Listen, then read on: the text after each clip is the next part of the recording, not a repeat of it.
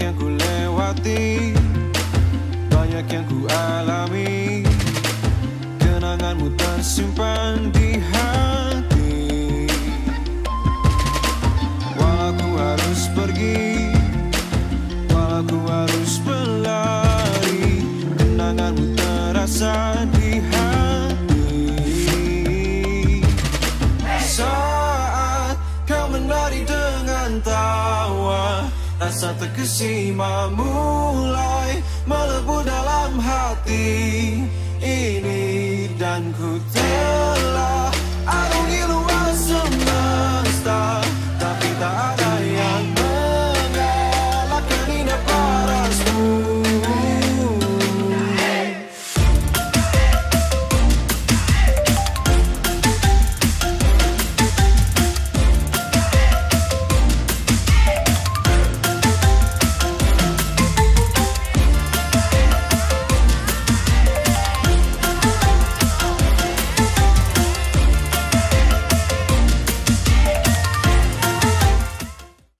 Jadi acara malam hari itu acara suran, orang Jawa bilangnya suran gitu ya. Suran itu dari kata-kata Asyura.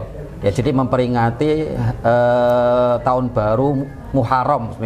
Kalau secara umat Islam secara umum ya, kalau pakai bahasa Arab itu tahun baru Muharram ya. Nah, orang Jawa gitu, kalender Jawa awal tahun baru Islam itu namanya bulannya bulan Suro.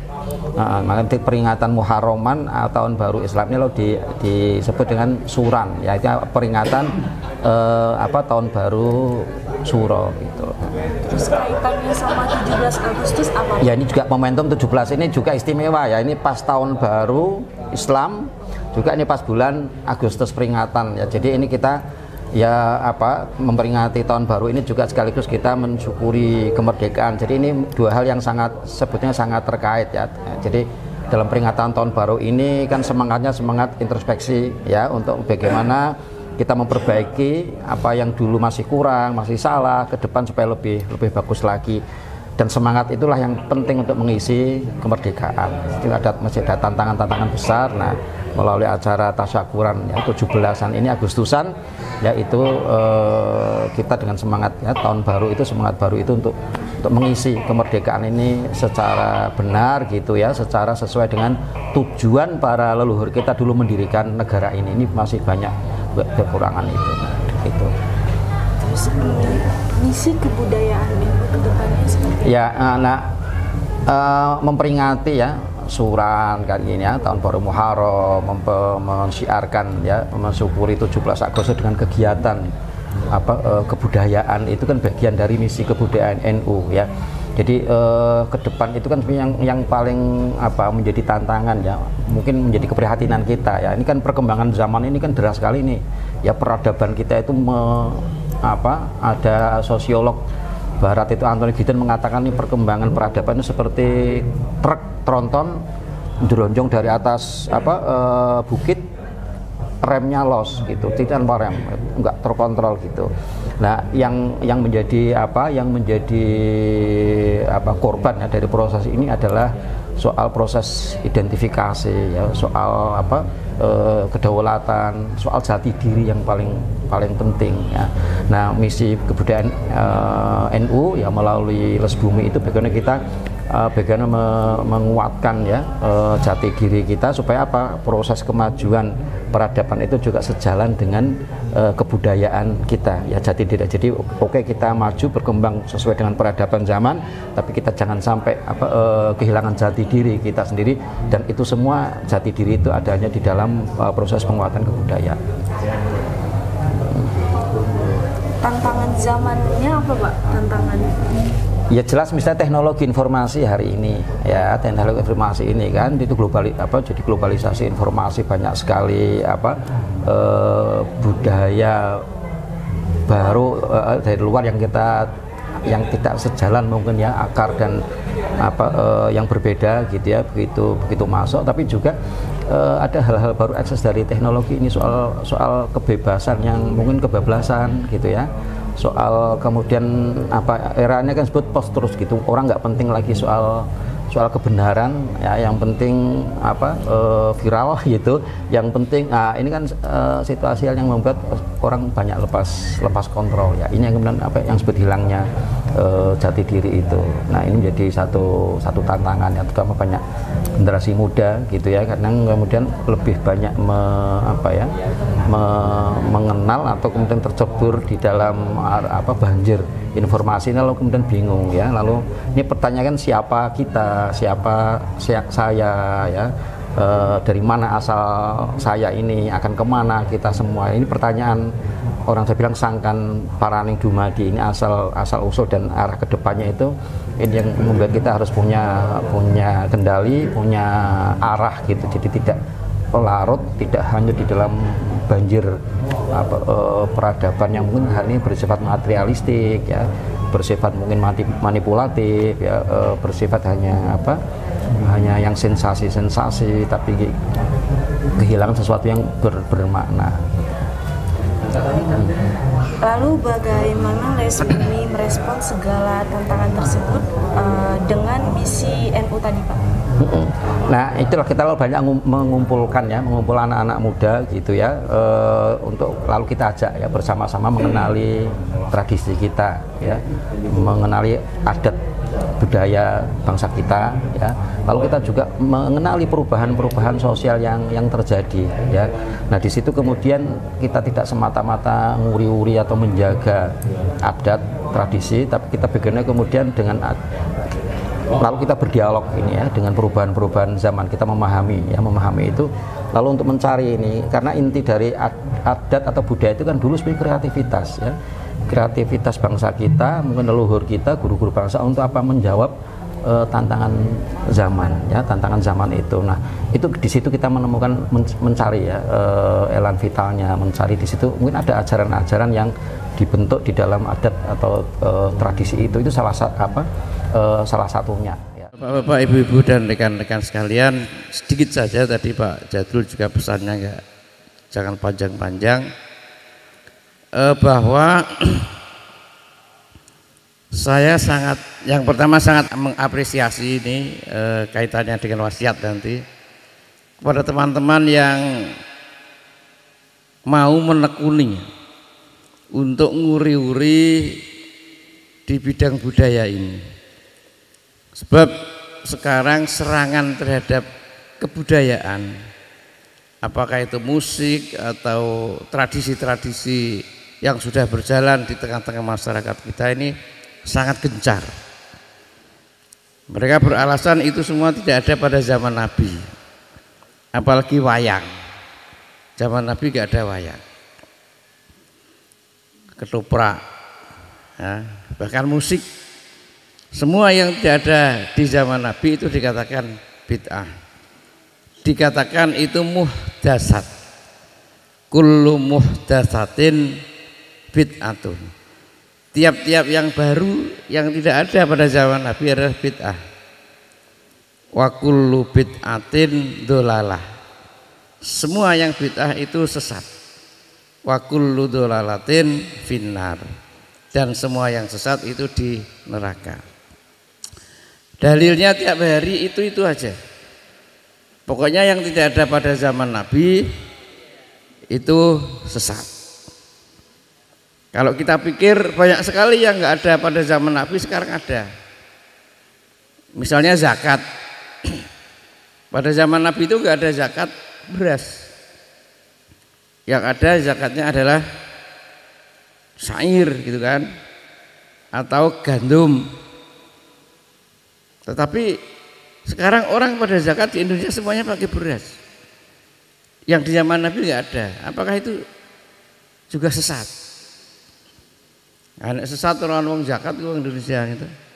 Indonesia, Malaysia, Singapura, Brunei, Asia Tenggara semuanya sesat semua. Karena membayar zakat dengan sesuatu yang tidak ada pada zaman Nabi. Karena itu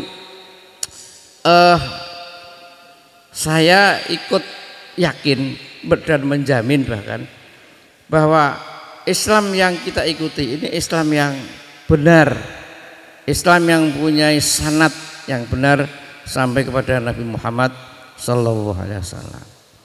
Makanya nggak usah khawatir kita dikatakan bid'ah. Kalau perlu malah kita bangga. Karena bid'ah itu sebetulnya kreativitas. Kreativitas. Tanpa orang berkreativitas, maka dunia ini akan mandek sebetulnya. Nah, jadi ada hal yang kadang-kadang tidak dipahami oleh mereka. Salah satu contoh gini, kenapa orang NU itu banyak kalau salaman dengan kiai, dengan ulama itu tangannya dicium. Nah, ini juga nanti dipersoalkan lagi, apakah pada zaman Nabi orang mencium tangan ketika salaman? Bahkan Nabi melarang orang membungkukkan badan di hadapan orang lain. Nah, bagi kita orang NU, kultur pesantren yang namanya dengan kiai, dengan ulama itu kan sangat hormat kita. Kita ini hidup di zaman sekarang yang sudah jauh dari zaman Nabi. Nabi sudah meninggalkan kita lebih dari 1444 tahun yang lalu. Kita ketemunya ulama.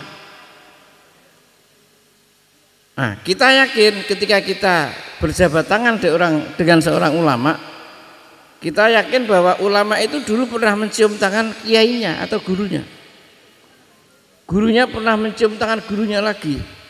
Gurunya pernah mencium tangan gurunya lagi sampai kepada sahabat dan sahabat kepada Nabi. Karena kita nggak bisa mencium tangan Nabi, ya yang kita cium tangannya adalah tangan ulama atau kiai. Apa landasannya? Landasannya sabda Nabi sendiri. Nabi mengatakan bahwa al ulama'u warasatul anbiya, kan? Ulama adalah pewaris para nabi. Kita nggak bisa ketemu dengan Nabi, ya sekarang yang dicium tangannya adalah ahli waris atau pewarisnya. Nah, logika seperti ini nggak diterima oleh mereka. Tapi bagi kita itu merupakan wujud penghormatan terhadap junjungan kita Nabi Muhammad Sallallahu Alaihi Wasallam. Karena itu bisa dikatakan orang mungkin masih banyak yang pertanyakan NU itu apa? Kenapa harus ada NU? Yang pertama jawabnya NU itu ya Islam itu sendiri. Dasar yang kita pakai, yang kita ikuti ulama adalah Quran, hadis, ijma, qiyas. Itu sudah pasti dipakai NU. Kemudian yang kedua, NU adalah rumah budaya. Ini yang mungkin nanti tugasnya Pak Kiai Jadul untuk lebih mengelaborasi.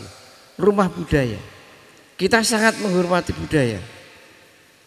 Bahkan beberapa organisasi Islam itu kadang-kadang belum bisa menyelesaikan antara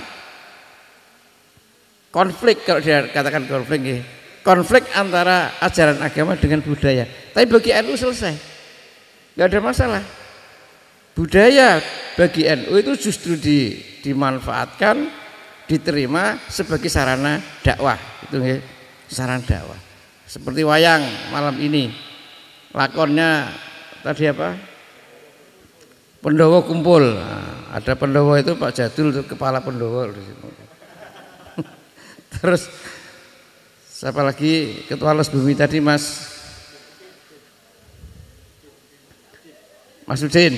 Nah, itu pendowo kedua. Nanti pokoknya kan banyak ini kumpul. Nah, itu juga merupakan cerita-cerita, kisah-kisah keteladanan, kebaikan yang bisa menjadi pelajaran bagi kita semua. Kan untuk mencari ilmu itu kan banyak caranya gitu. Banyak cara untuk mendapatkan ilmu. Yang pertama iqra, baca. Kemudian bagi yang tidak sempat membaca iqra, tanya. Fas'alu ahla dzikri in kuntum la ta'lamun. Itu juga jalan mendapatkan ilmu. Bertanya pun enggak sempat, kita beriktibar, mengambil pelajaran dari orang lain. Fa'tabiru ya ulil albab. Beriktibar, mengambil pelajaran. Nah kemudian kalau ini sudah ditempuh semuanya ternyata masih ingin, ya kita baru beristihad, itu berinovasi namanya. Nah jadi budaya bagi kita warga NU itu justru dapat memperkuat sarana untuk berdakwah. Kita bisa membaca sejarah Wali Songo misalnya. Dalam tempo 100 tahun Wali Songo itu bisa mengislamkan Jawa. Luar biasa. Melalui apa? Sarana yang digunakan adalah sarana budaya. Beda dengan Belanda. Belanda menjajah negara kita 350 tahun. Mestinya orang Jawa ini sudah menjadi Kristen semua. Karena lebih lama dijajah oleh Belanda. Kenapa Belanda tidak bisa mengkristenkan Jawa, Indonesia? Karena Belanda tidak menggunakan budaya sebagai media dakwah mereka. Wali Songo yang lebih cerdas, meskipun nggak punya bedil, meskipun nggak punya meriam, tapi memanfaatkan budaya sebagai sarana dakwah. Akhirnya yang menang adalah Wali Songo. Ini keampuhan budaya. Kenapa budaya lalu dimusuhi? Nah pada tahun 70-an mungkin rekan-rekan pernah mendengar ada sebuah majalah yang cukup terkenal yang terbit di Jakarta, Panji Masyarakat. Itu pernah mengulas masyarakat minggir Kulon Progo yang semula bisa dikatakan 95% beragama Islam, tetapi kemudian berbalik 70% itu menjadi non-Islam. Kenapa? Itu di sana ada dikatakan kesalahan dai-dai Islam yang memusuhi budaya, menganggap budaya itu bukan bagian dari ajaran Islam. Akhirnya itu dimanfaatkan oleh orang lain. Maka ada sholawat Katolik, ada kegiatan-kegiatan kendurenan dan sebagainya, tapi diisi dengan Katolik. Nah dengan pendekatan seperti itu, akhirnya peta keagamaan di Kecamatan Minggir Kulon Progo berubah drastis, dan kita kemudian kehilangan saudara-saudara seagama yang luar biasa. Jadi saya sangat senang dengan pesantrennya Pak Jadul ini, yang ternyata memilih segmen budaya sebagai sarana untuk nguri-nguri agama, untuk nguri-nguri akhlak, ya, akhlak masyarakat. Karena dengan budaya ini kan orang lalu juga banyak kenal dengan unggah-ungguh. Apalagi tadi dari Pak Gidol itu beliau memberikan sambutan dalam bahasa Jawa. Nah itu kan luar biasa ini. Sebetulnya saya mau pakai bahasa Jawa, tapi takutnya ini ada saya membawa teman dari Aceh, ini nggak paham itu bahasa Jawa gitu kan. Jadi banyak yang dari luar Jawa mungkin nanti nggak paham kalau penggunaan bahasa Jawa. Tapi Jawa, bahasa Jawa itu luar biasa kan. Unggah-ungguh dari anak ke orang tua, dari murid ke guru itu dibentuk antara lain melalui penggunaan bahasa Jawa. Bahasa Indonesia kan sama. Yang namanya beras itu ya, apakah dia itu besar atau kecil, itu kan sama beras ya. Kalau bahasa Jawa kan beda. Nek cek gede-gede beras ya. Nek cilik-cilik menir gitu kan. Kalau nek dibubuk jadi tepung. Kalau nek digodok gosong jadi intip. Nek digodok dimasak. Nah itu nanti orang sudah dibubur dan sebagainya. Padahal itu sama kan. Sama kalau anak-anak kita duduk lenggah, matur, ngomong. Tapi ya sekarang sering banyak terbalik ya, nyaosi, ngaturi gitu. Apalagi teman-teman Pantura itu sering terbalik.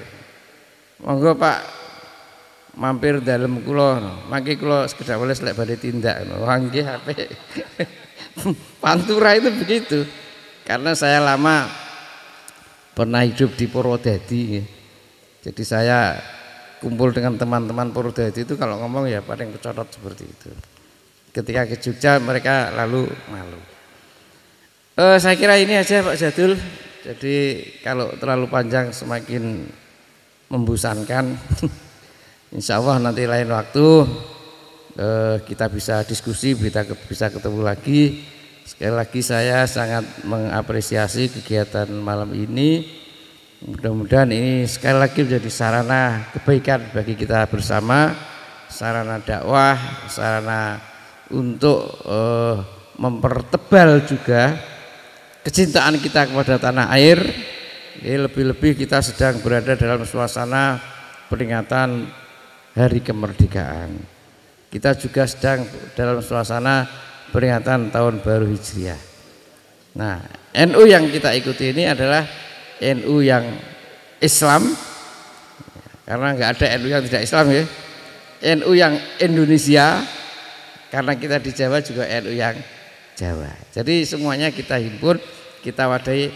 NU harus menjadi rumah besar bagi semuanya.